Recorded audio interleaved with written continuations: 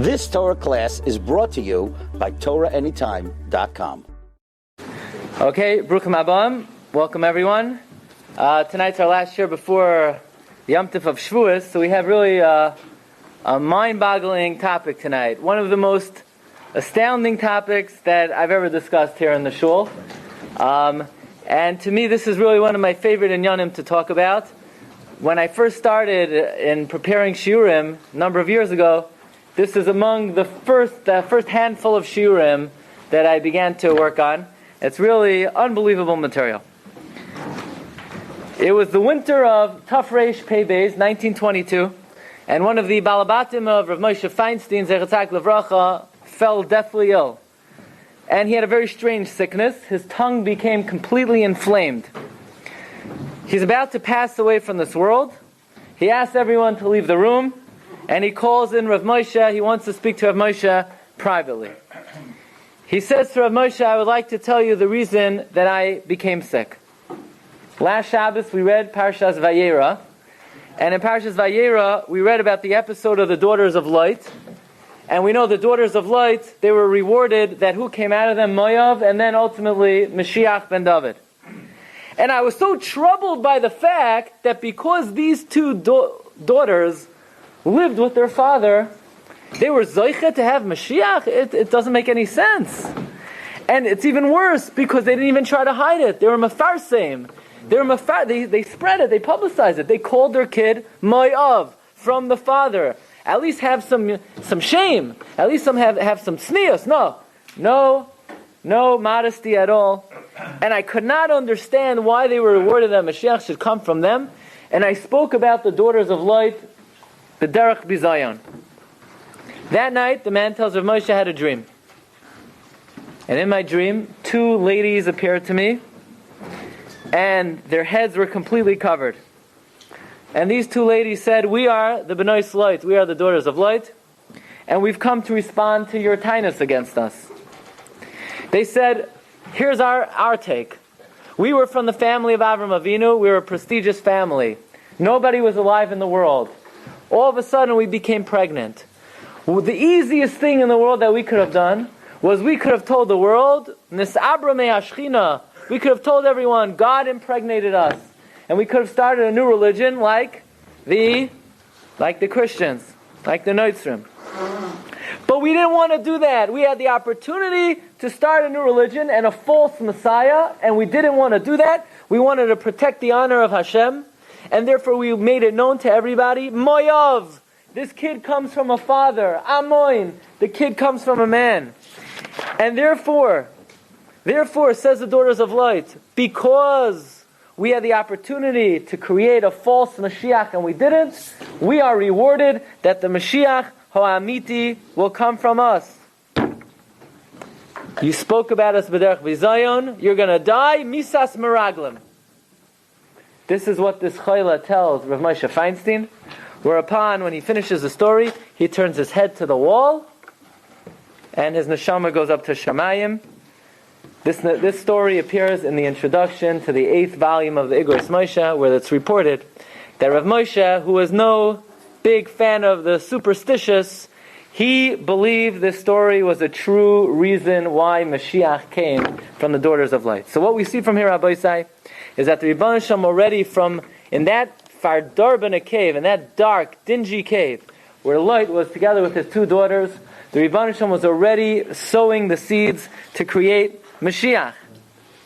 And in fact, not only was the Rebbeinu Shem sowing the seeds, but take a look in the Medrash in number 2. The Medrash says, Amar of Tovia bar Yitzchak, Shtei Mitziyos, Rus HaMoyavia v'Nama HaMoinis, says the Medrash, Matzasi David Avdi, Heichan Matzasi Asai. The Medrash says on the pasuk, I found my servant David. Where did the Rebbeinu Shem find David? David was found in Sodom. Somehow, King David is lost in Sodom, and God finds him in the city of Sodom. Likewise, when the Malachim come to light, and the Malachim say to light, we want to save you, Ushtei b'noisecha hanimtza'os, they use this expression, nimtza'os, mitzios, says the Medrash, this alludes to the two mitzios, the two special findings of Rus HaMoaviyah and Naama HaAmmonit. So we see from here, Rabbi Isai, already in the city of Sodom, hundreds and hundreds and hundreds of years before David HaMelech was born, the Rebbeinu Shem is already paving the way and sowing the seeds for the creation of Mashiach. In fact, the Medrash continues. The Medrash says in number 3 that the daughters of light themselves were aware of this, because they say to their father, "Unechaya me'avinu zara," we're going to bring children from our father. The Medrash comments, it doesn't say we're going to bring Ben, a son. It says zara, and the Medrash says some descendant that would have come from elsewhere. They said, no, we want Mashiach to come from us. So they were aware of this possibility of bringing about Mashiach in this cave. In fact, the Eitz Yosef comments on the Medrash that the gematria of Unechaya Me'avinu Zara is Zeh Melech HaMashiach. It's an amazing thing. We see from here that the daughters of light, even though it seems like they were doing an act of incest, they were doing an act of bizayon, Ein Lecha Davar, there's no Mechur Yoser Mizeh, there's nothing more disgusting. Nevertheless, they were aware of what could come out as a result of their actions. And the obvious question that we have to ask is, how strange. This is how the Rebbeinu Shalom wants to bring about Mashiach. We know the job of Mashiach is l'sakei olam b'malchus shakai. Mashiach is going to elevate the world, rectify the world. When Mashiach comes, the world will be on a higher level, even when the Mishkan was standing, even when the Beis HaMikdash stood. We've mentioned many times from the Svarno, from the Chassam Sofer, that the Mishkan is not as great of a level as when Mashiach comes.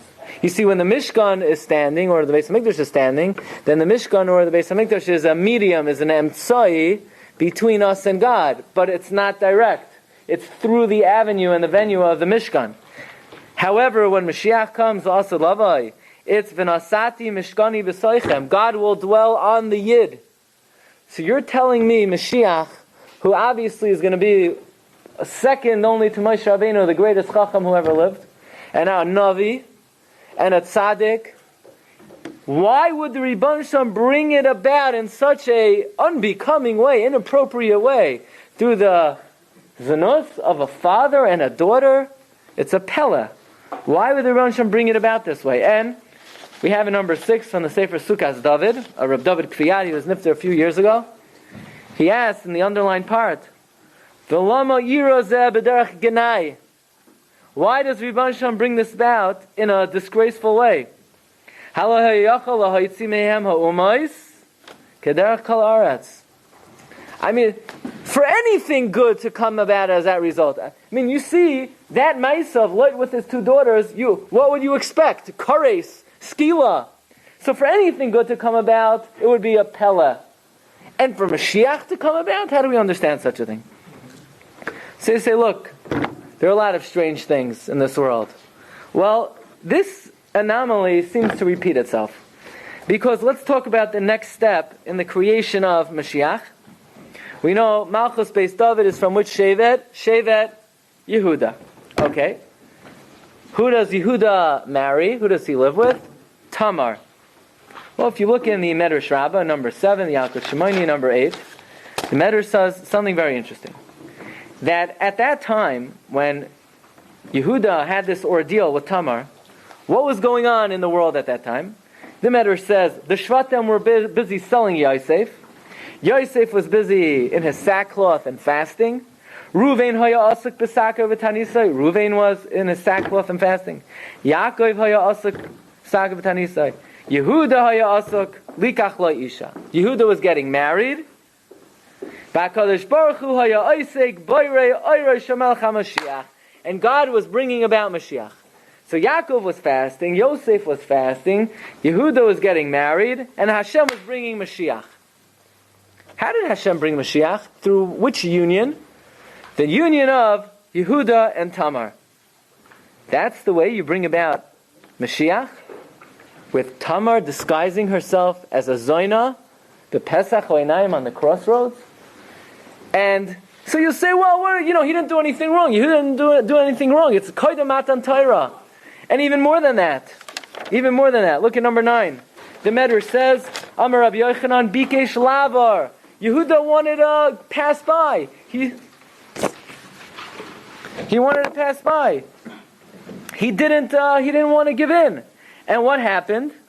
V'zimin lo HaKadosh Baruch Hu, even though Yehuda wanted to pass by, Hashem prepared Malach Shumamun ala Taiva, the heavenly angel that's appointed over desire, and the Malach gives him a kick. The Malach gives him a shove. He says, Yehuda, Heichan ata hoylech, where are you going? Meheichan melachim oimdim, where are kings going to come from? Meheichan gedolim oimdim, where are great men going to come from? So even though Yehuda didn't want to give in, the Malach pushed him in. So you say Yehuda didn't do anything wrong. It was before the Torah was given. The Rambam says before the Torah was given, Adam pagea isha b'shuk, and that's how it happens. So you say Yehuda didn't do anything wrong. He wanted to overcome, and the Malach pushed him. But bottom line is, this is not a very nice thing. Imagine if you were looking into a shidduch, and they say, she comes from a very nice family. The only thing is the Zayda, whatever, there's a certain Maisa, but Pesach Einayim. And really he was going to overcome it, and a Malach came and pushed him into it. You say, thanks, but no thanks. I think we're going to look elsewhere. Yeah, but it was mutter. He got a psak from a Rav, it was mutter. Okay, very nice. Good, shkoyach. Sei gesund, shvi matzliach. Nobody would touch it with a 10-foot pole. So, okay, it was mutter. But this is how the Rebbeinu Shalom brings about Mashiach. Through a Maisa like this, Yehuda and Tamar. And it doesn't stop here. Take a look, Rabbi Isai, in Megillas Rus, and in Perek Gimel, Pasuk Daled, Naomi tells Rus, Rus, I have a good shidduch for you. Boaz, the Gadol Hadar. Here's the plan. Vayhi b'shachvay. Pasuk says, when he's laying down, v'yadadas hamakam asher yishkav sham, figure out where it's going to be. Uvas, and you'll come. V'galis margeloisav, and you'll uncover. V'shachaft, and you'll lie down. Ribono shel olam, this is a good eitzah. This is good advice. What in the world is Naomi thinking? She's telling her daughter-in-law to go into the field and be mezaneh with the Gadol Hadar. This is Eitzah Toiva. This is good advice. I want to show you number 10. This is a sefer that many may not be familiar with. The name of the sefer is Igeres Shmuel. Igeres Shmuel is the commentary on Megillas Rus written by the Medrash Shmuel, Rav Shmuel di Uzida. Shmuel di Uzida was a contemporary of the Arizal, Chavruso with the Arizal. Obviously, he was a big gun. He's learning together with Arizal. He was Nifter in 1540. He was born in 1540. And his most well-known sefer is on Pirkei Avos, the Medrash Shmuel. And he asks, I'll read to you, look at number 10. V'hinei yesh bazeh safek einenu katan. I have a big question over here. Ki im gadol v'yotzem ad ma'oi. This is a whopper of a question. B'roiseinu l'nami hakshera. Nami was a kashera woman. Yoyetzes l'rus kalasa poyel maguna kazeh, to advise her daughter-in-law such a disgraceful act. Hakizoyne yase lekalasa. She's advising her daughter-in-law to act like a zoyna. Loleches lishkav margelois boyaz, to go lay by the feet of Boaz. V'losa moisa b'nisan gadol kazeh, to put Boaz in sakana. You know what a Gadol Hadar would do if he would be exposed to such a thing? Either he would have her arrested, or he would give her a klala and she would drop dead, or he would give her makas mardus and that would be the end of her. And in fact, when Boaz saw her, vayechared, he trembled. And you know how dangerous it was for Rus? It was so dangerous that al piderach hateva, Rus should not have survived the night. You know how I know that? Because in Perek Kuf Yotes and Tehillim, David HaMelech says, Chatzois Laila Akum Lahoidois Lach Al Mishpatei Tzidkecha. Rebbeinu Shalom, I wake up every midnight to thank you. Everybody knows David HaMelech awoke at midnight. And what did he thank Hashem for? He thanked Hashem for the biggest chesed that God ever gave to him. And that is on that fateful midnight, when his great-grandmother Ruth was in the field with Boaz, Boaz should have killed her. Boaz should have cursed her. Boaz should have had her arrested. And you know what would have happened? David HaMelech never would have been. And B'derech Neis, Ribbon Shalom somehow put in Boaz's head to have Rachmanis on her. And every night of David HaMelech's life, he said, Ribbon Shalom, of all the chasadim you've ever done for me, the biggest chesed you did for me is that Ruth survived that night. Because it's inexplicable how Boaz could have tolerated such a thing. Says the Alshech, if Naomi wants Ruth to marry Boaz, Hamibli ein shadchanim b'Yisrael? They're not enough shadchanim. Every Jew thinks they're a shadchan, right? What do you do for a living? I'm a doctor and a shadchan. What do you do? I'm a plumber and everyone thinks there's a shadchan. There are always plenty of shadchanim in Klal Yisrael, the Alshech asks. Why couldn't she, if it's Basher, it's Basher. Go to the shadchan.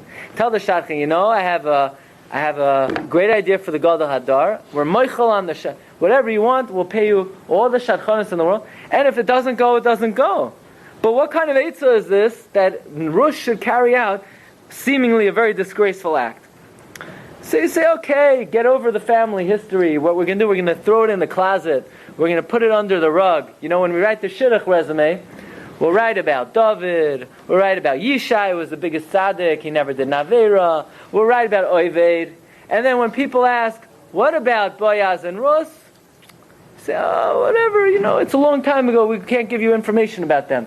What shul did they daven in? You won't give what shul Boaz davened in. And then when they ask, who was Boaz's chaverim? You'll leave that off the resume, and nobody will ever drum up that. And what about Yehuda? You'll leave him off also, and hopefully they'll check into other Zaydas, but they won't check into Light. Leave Light off the shidduch resume, and you'll leave Yehuda off the shidduch resume. And Ruth, you'll take out. You write a different name for her. They won't know the difference. But Yishai is what to be proud of, right? Yishai, he's only one of the 4 people, the Gemara in Bava Basra says, who never did a chet. Well, not so fast.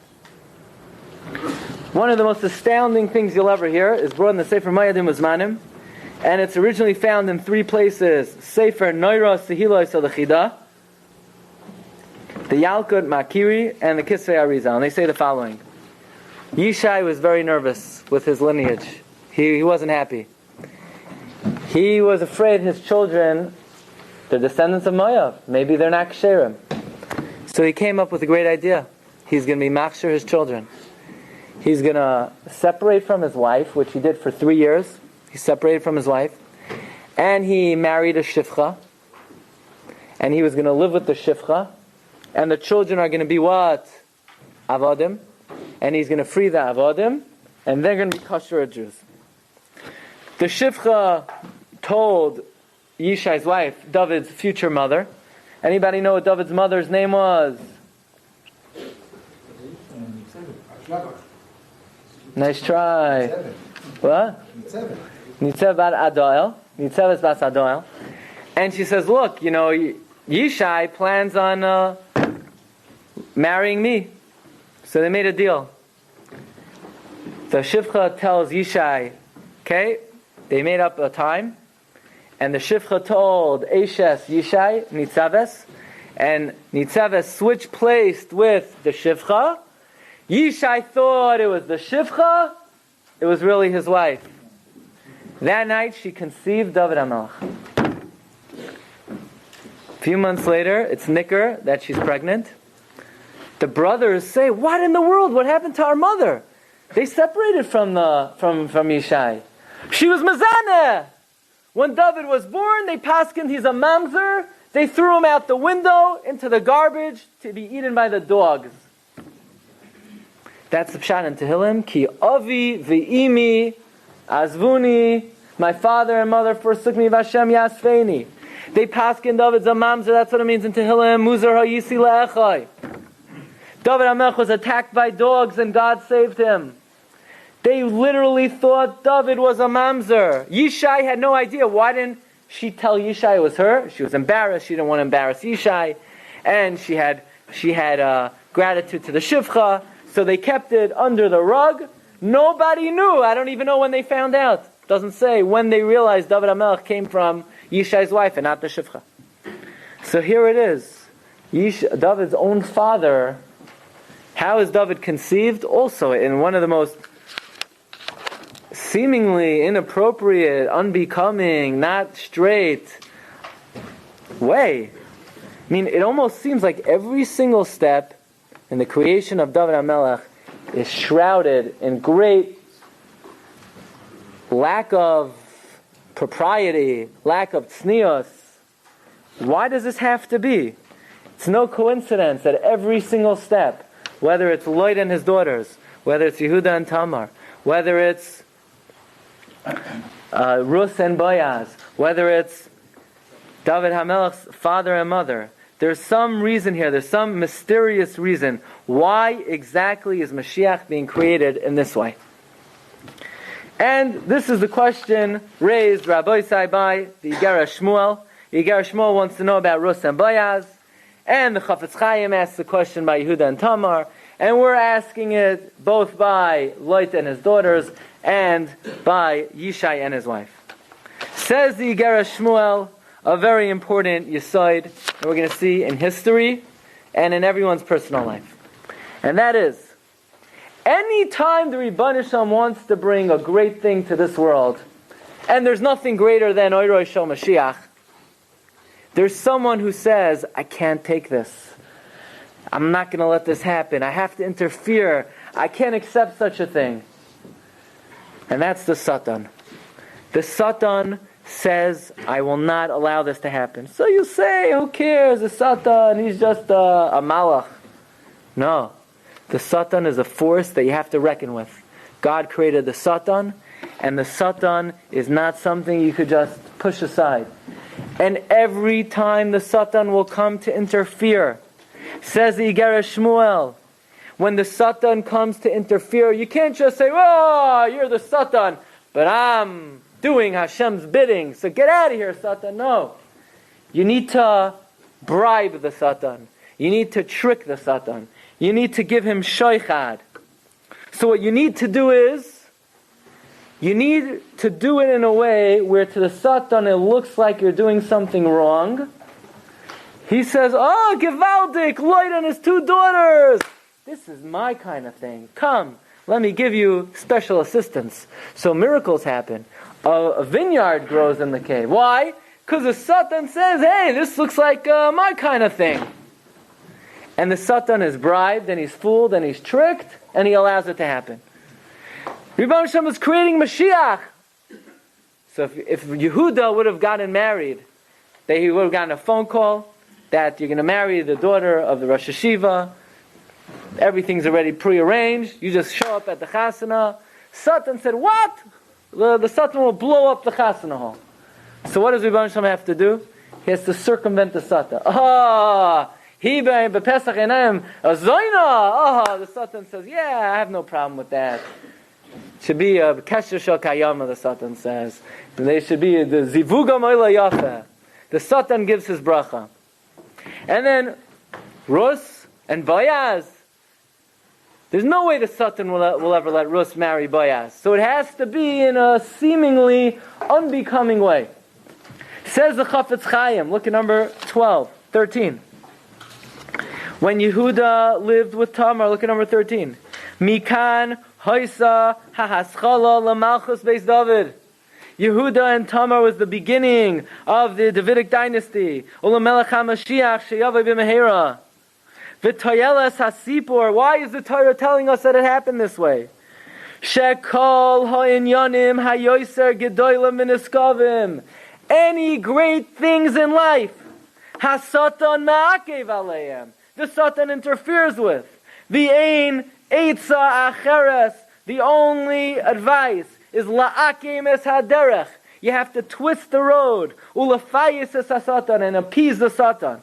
Ki b'derech ha-yeshara, derech ha-Torah, because in the straight and narrow path, ha-Satan mekatreg, and it will never happen. And that's why every step in the creation of David HaMelech is laced and shrouded in something that seems to be inappropriate. Says the Igara Shmuel, this is like the Soyer LaAzazel. Why is this like this? So here you have the greatest day of the year, the day that's going to gain atonement for Klal Yisrael. So who's going to wake up on Yom Kippur more than anybody else? The Satan. So you got to put the Satan to rest. You got to give him some shoichat. You got to give him a bribe. So you give him a carbon, you throw him a bone. Satan says, I like when people, bribe me. And then the Satan takes his bribe, he eats his lamb chops, and he heads off.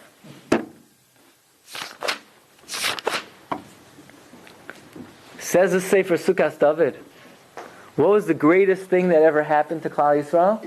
That God gave us the Torah, right? Guess what? You know what we had to do to get the Satan out of the way at Kabbalas HaTorah? The Gemara says please take a look on your sheets. The Gemara in Masechta Shabbos Daf Pei Tes Amar Rabbi Shua ben Levi B'shah sheyorad Moshe number 17 L'nei HaKadosh Baruch Hu Ba Satan v'amar l'fan Ribono Shalom Torah heichon hu. The Satan says, Ribono Shalom, huh? A minute ago the Torah was up here in Shamayim. What happened to the Torah? Where did the Torah go? That's funny. I thought it was just here a second ago. So Tosfos says, the Satan didn't know that God gave the Torah to the Jewish people. There wasn't enough thunder and lightning. It wasn't loud enough. I mean, everybody died on planet Earth, so Satan didn't hear. Where was the Satan? Says Tosfos on the Medrash, God had to distract the Satan. Because if the Ribono Shalom wouldn't have distracted the Satan, there is no way the Ribono Shalom would have been able to give the Torah to the Jewish people. What do you mean? The Ribono Shalom can't overcome the Satan? The answer is God created a system, and the system is the Satan interferes with every davar shebekdusha, and even the giving of the Torah had to be, we had to distract us. Hey, Satan, go watch that thing over there. There's a good show on. So Satan went to the Maves. Same thing, Maves, movies, right? The Satan went, he watched the show, and then he realized when the show's over, the Torah was already given. Says the Shalach Kadosh, almost all the big sins of the Jewish people happened right after they achieved great sanctity. Number one, right after Kabbalas HaTorah, the Satan said, I can't believe I blew it. What did Klal Yisrael do? The Egel. Why? Because the Satan came right in.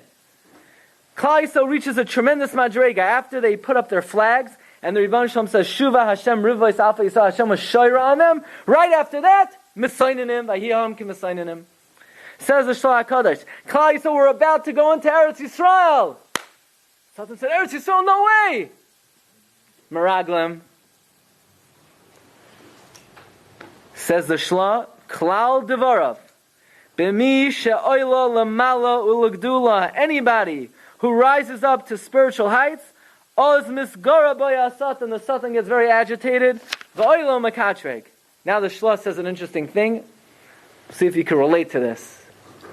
The Shla says, why sometimes, you're making a shidduch. All of a sudden, you're a nice guy, and then you can't get along with the mechutanim. Do you ever hear of such a thing? I know, it never happens, right? Why? Says the Shla, because what's about to happen, the greatest thing in this world, a Jewish man and a Jewish woman are about to start mishpacha b'Yisrael. They're about to start great families for Klal Yisrael. The Satan can't take it. The Satan can't. This is good davar shebekdusha. The Satan leaves the Beis Medrash and he starts to interfere. So Ribono Shalom has rachmanas on the couple. He doesn't want the Satan to interfere, so he has it with the mechutanim. Therefore, the Shla says, "Ein ksuva asher ein la tigra." Every ksuba ever, there's always fighting over it. Why? Because otherwise the Satan would get in some other way. So we have to throw him a bone. Says the Shla, any great thing for Klal Yisrael, the Satan always tries to interfere. And that's why the Shla says. Now, I'm going to ask you a question. At the chasana, right under the chuppah, what do? You take the glass and you break it. And why do we break it? So everybody thinks because you have to sing a shweki, Meshkachech Yerushalayim, right? So we want to remember Churban Yerushalayim. Says the Shla, no. It's because the union of husband and wife is about to produce a davar kadosh. We don't want the Satan to mix in. We don't want the Satan to break anything. So we say, Satan, we know you like destruction. Here, we're going to throw you a bone. We break the glass, Satan, that's for you. and then the Satan bugs off, and then happily ever after. There's amazing Radvaz. The Radvaz is found in the Sefer Metzudos David. It's quoted in number 20 by the Michtav Aliyah. The Radvaz was the Rebbe of the Arizal. He was a Rav in Cairo for 40 years. He wrote over 2,500 Shuvos. And the Radvaz wrote a Sefer of Ta'amei HaMitzvos, Al Pi Kabbalah. It's called Metzudos David. He says, if you ever look at the Tefillin Shel Rosh, you have hairs sticking out of the Tefillin Shel Rosh of a behemoth. It's of an egel. Says, you ever wonder, isn't that the strangest thing in the world? Here you are, you're trying to do a mitzvah. Ribbanu Shalaylam, look! Remember Chet HaEgel? In case you forgot, just look at our tefillin. What kind of strange thing is that to put on tefillin? Maybe we should hold up a sign. Ribbanu Shalom, maybe you forgot about the egel. Don't forget. Never forget about the Chet HaEgel. I know you remembered yesterday, but maybe you don't remember yet today. So even before I daven, I didn't even say Psukah de Zimra yet. I didn't even say Asher Yatzar yet. But I did remind you of the Chet HaEgel. Don't worry. What kind of thing is that? Says in Metzudos David, when a Jew puts on tefillin, this is an unbelievable thing. Tremendous davar shebekdusha. You think the Satan is ever going to let you put on tefillin? No way. I remember recently, I got new Ritzuos. So that, the next morning, I was so excited to put on the tefillin, like a bar mitzvah boy. Like, here I have brand new Ritzuos. Maybe the day before there was who knows, but at least now I know 1,000% it's Tum Hudar. And I made a bracha and all of a sudden, the knot snapped. Never happened to me before. Why? Pshat is, Satan can't take something like that. Here you have someone, finally, once in a while, I'm excited about doing a mitzvah. Satan says, get out of here. I'm not letting you do it. So, you know what we do? The Satan will never let us put on tefillin. So we make the Satan think, Satan, tefillin is your kind of thing. We're on your side. You know what tefillin is, Satan? Tefillin is, we have to remind Hashem about the Chet HaEgel. So okay, fine, I'll let you get up in the morning. You're about to push snooze. Satan said, no problem, go to shul. It's okay. Put on your tefillin. Tefillin is good for us, for the dark side. And therefore the Satan backs off, and he lets you do the mitzvah, but it's all a hoax, it's all a scam, it's all a trick to trick the Satan. Rabbi say, what does this mean for us? Well, first of all, we understand there's no greater thing than bringing Mashiach. And that's why every single step in the creation of Mashiach is shrouded in seeming impropriety. But how do we apply this to ourselves? What are we supposed to do? I'm never going to come to the Shiur because the Satan's not going to let me. So I have a great idea. You know how I'm going to get the Satan to let me go to Shiur? On the way to the Shiur, there's Burger King on the corner. And I'll grab something, and this way, the Satan will let me come to the Shiur. Sheikhad the Satan. I mean, how does the... Right, I'm joking, you got it? Right? So, how does Sheikhad the Satan apply to our lives? Says the Michtav Eliyahu, Sheikhad the Satan is possibly the single most powerful technique that we have at our disposal against the Satan. Because the same way, says the Michtav Eliyahu, the Satan tricks us very easily, we could trick him also. We could also give him shaykhah. I'll give you an example. You have a kid. You tell the kid, go to sleep right now. What does the kid say? No. Now! So the kid says now, just as louder, right? And the more you try to get a kid to do something, the more stubborn he becomes. But it's not like that just with kids. It's like that even more by adults, actually. The more adamant you are about your position, the more adamant the other person is about theirs. Even in the laws of physics, you go like this to someone, they come back at you just as incommensurate with you. You use a hatchet against a piece of wood, the wood exerts on the hatchet as much force as the hatchet exerts on the wood. This is the way in the world of psychology and in the world of physics. And this is the way it works in the spiritual world as well. Let's say back to the kid. You tell the kid, go to sleep now. No. Now! No. So you know what you do? You tell the kid, oh, you want to stay up? Okay. Stay up one more minute and then go to sleep. Okay, sure. It works pretty often. Or maybe you need 2 minutes. Put the book down. Stop. Nah, they say no. So what do? You say, I would like you to stop. I'm giving you 2 more minutes. And in 2 minutes, please stop. Oh, no problem. Why? Because it's like you're giving in to them. They think you're giving in to them. You're not giving in to them. You're just giving them a little shoichad. And then when they see you're giving in, then they...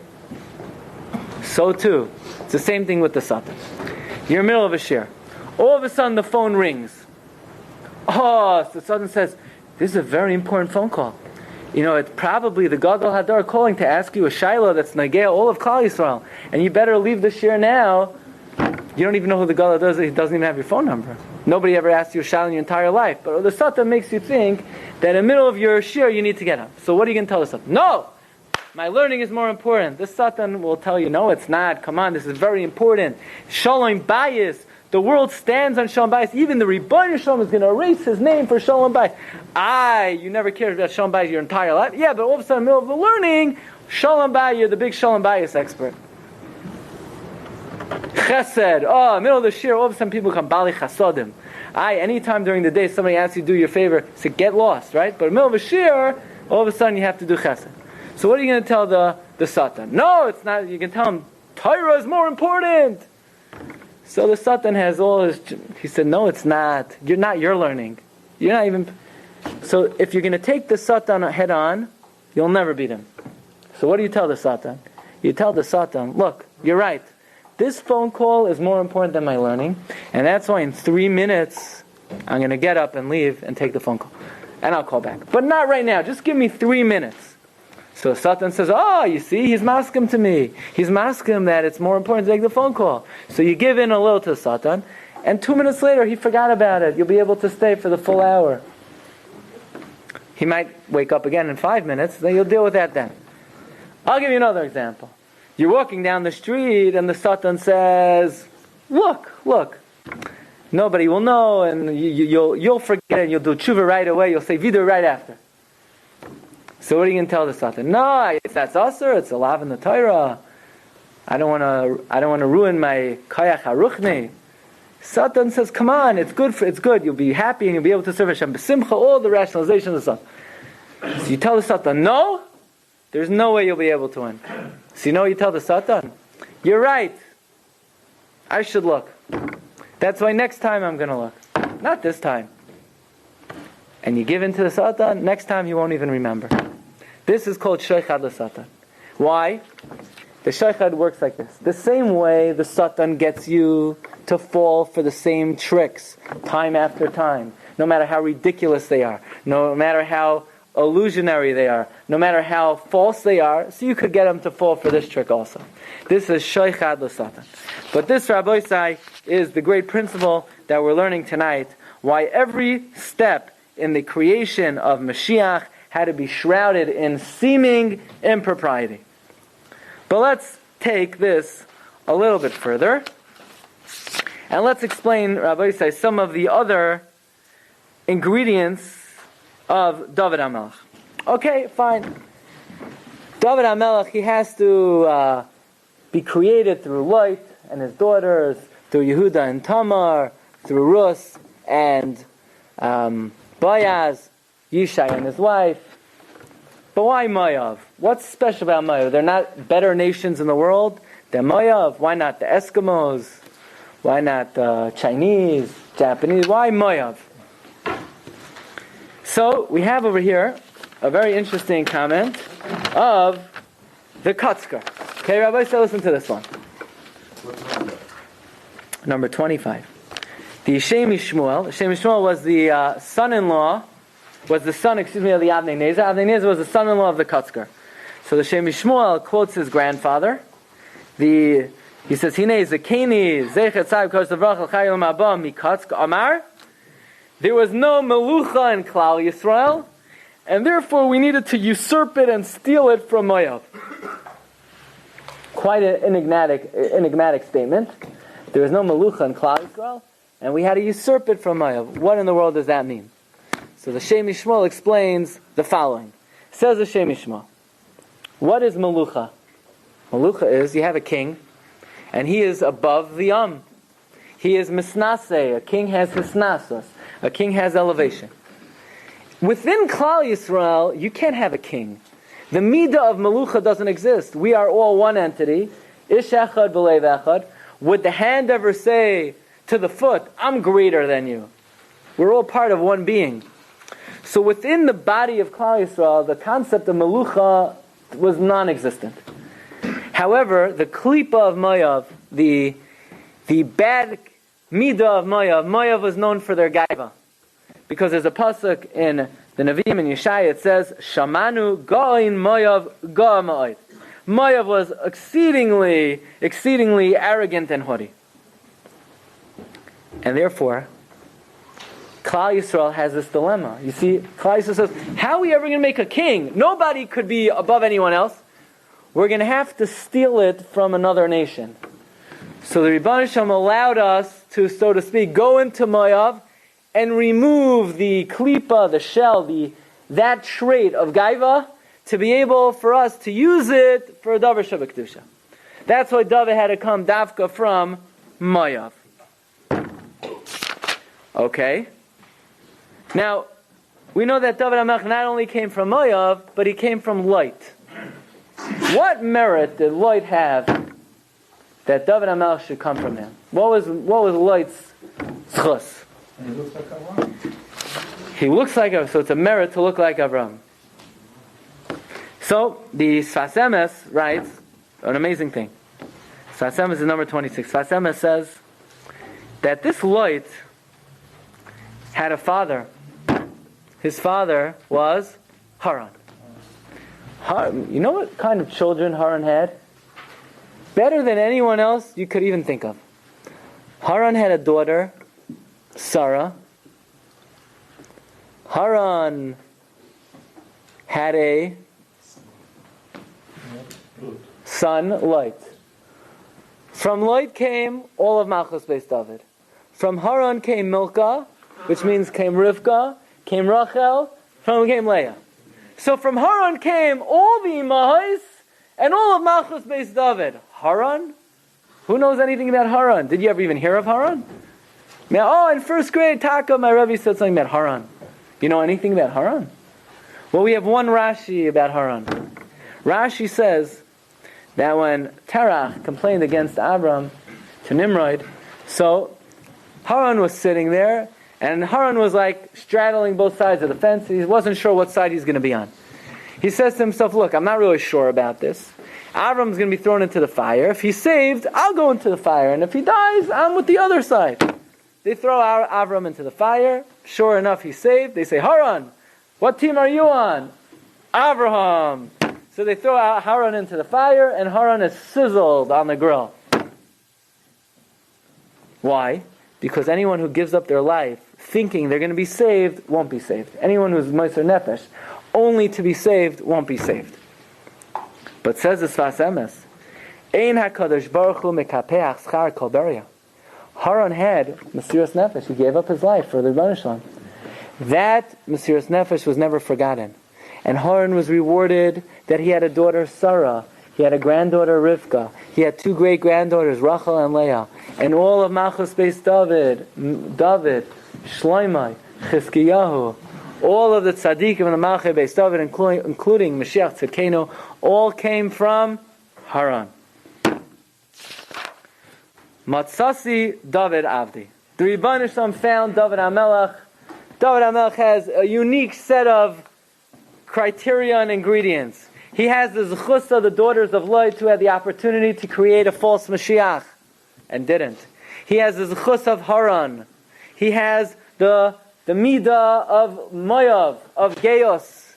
He has all of the shoichad, all the imaginable shoichad you could ever give to the Satan.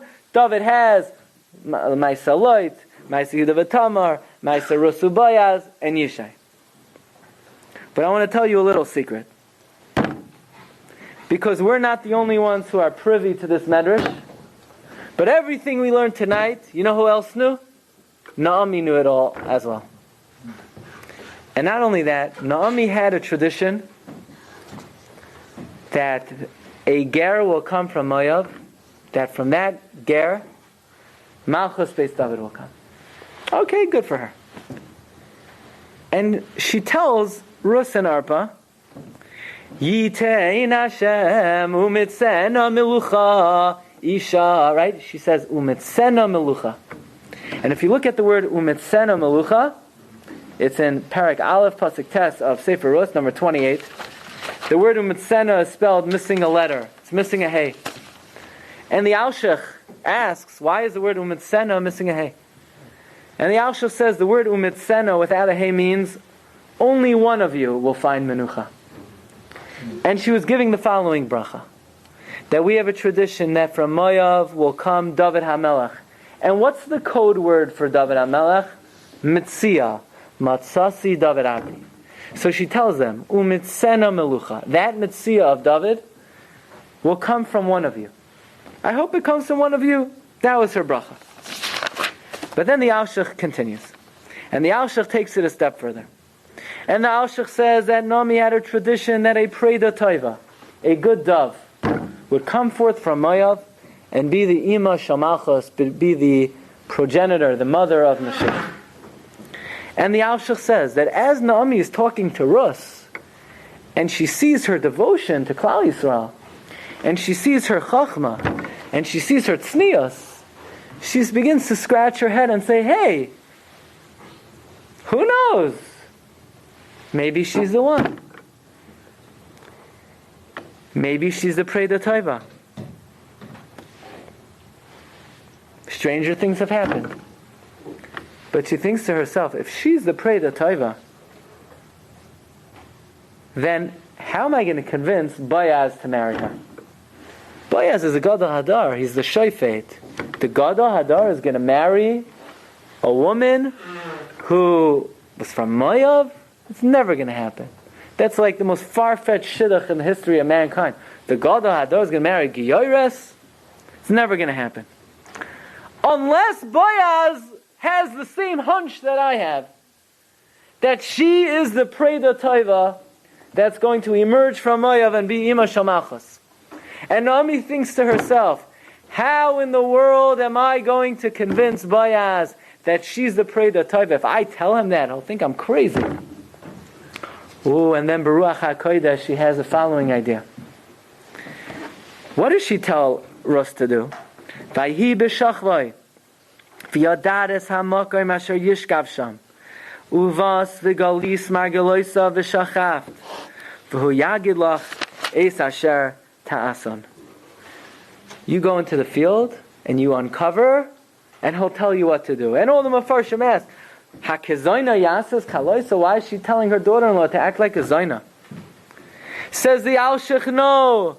Meiroiv Chachma Veruach Elokim Bekirba Asas Azais. Naomi was acting with wisdom, with Ruach HaKodesh. She says to herself, this man is the head of the Sanhedrin, he's the Gadol Hadar, he's the Shofet. He's never going to accept my hunch that she's the Preda Toiva. Somehow I have to convince her that she is following in the footsteps of the original mother of Moav, B'nai Slight. So I have a brilliant way to convince Boaz that she's the Preda Toiva. And that is, she's going to do exactly what the B'nai Slight did. The same way the B'nai Slight gave to drink, and Light had no idea. So too, what did Rus do? Vatavai balot. She came stealthily, but the remez is she did like what happened by Light. Vatavai balot. And she comes, and she is giving Boaz this remez that I'm not an ordinary Giyares. I am indeed the Preda Toiva. Because we know that Boaz had an interest. Like Boaz said, Lemi Hanara Hazois. Boaz wanted to know who this lady was. And Rashi says, V'chidarka shel Boaz, Lisho benoshim, Ela chachma utznias rabba. Boaz realized there was something unique about her. But maybe he couldn't put his finger on it. So the Alshich says, with Ruach HaKodesh, Naomi is advising Rus, why don't you do what your great ancestress did, the daughter of light? Uke'oivda ima kach'oivda barta. Rechela basa rechela sagya. One ram follows the next. And then, shockingly, the Alshach HaKadosh takes it one step further. And the Alshach HaKadosh says a mind-boggling. Not only was Rus the Preda Toiva that would come from Moav, not only was she the descendant of the Bnei Light, Hainu Hach, she was the daughter of light. She was the oldest daughter of light. She was the Gilgal of the oldest daughter of light. And she's coming back to this world to finish off the job. The oldest daughter of light started the process, started Moav, but wasn't able to bring it to Malchus Beis David. She's coming back, round 2, to do it again. Vatave Balat. V'hu v'shachavt el margelisav. V'hi b'shachvai. V'yadadas hamakoim. V'galis margeloisav v'shachavt. She's doing it again. Hainu hach. Says the Alshach, how do I know this? He says if you take the gematria of Bas, light, Aim, Moav, is the same gematria as He, Rus, Hamoyaviyah. The numerical value of the daughter of light, the mother of Moav, is the same gematria as she is Rus Hamoyaviyah. By the way, Mispar Katan. The Mispar Katan. So that night, Boaz sees at midnight, and he's fearful, he's frightened, but he gives her a bracha. And he says to her, Brucha at piti Lashem, you should be blessed. And now listen carefully. He says to her the following words. Heitaft chastech ha'achroin min harishain. Your last chesed is greater than your first chesed. Simply it means, the chesed that you want to do with me, to marry an old man like me, is even greater than the chesed you did to your mother-in-law. Says the Alshach, he was saying something much deeper. The chesed that you're doing by living with me is even greater than the chesed of you when you try to live with your father. Because when you try to live with your father, you didn't think there was anyone else left in this world. That's why you did it. But now, they're much younger people than me. So the chesed you're doing with me is greater than the chesed you did to light. And therefore the Alshach says that presented Boaz with the following dilemma. If you are in fact the oldest daughter of light, if you are a descendant of the daughter of light, how is it possible that a descendant could do something greater than the ancestor? There's a rule, Yeridas Hadoros, that as the generations progress, we decreasingly become lower and lower. So I can't understand that if you are the Preda Toiva who descended from the daughters of light, how could you do something greater than them? A descendant can't be greater than the ancestor. It must be, I learned from here, you're not a descendant of the daughter of light. You are the daughter of light. Otherwise, how could it be that your last chesed is greater than the earlier one? And therefore Boaz says, I agree with Naomi. I agree you're the Preda Toiva, but even more, you are the oldest daughter of light. You have a tremendous zechus, like Rav Moshe writes. You could have created a false Mashiach. You could have started a new religion. You are the one who's going to be rewarded with creating the true Mashiach. Boaz, the next morning, he goes to the Bezdin. He paskins, Moavi v'loi Moavis. They have a chasana. They have a sheva brachos. That night, Oived is conceived, and immediately after, Boaz drops dead. That night. Boaz did not survive that night.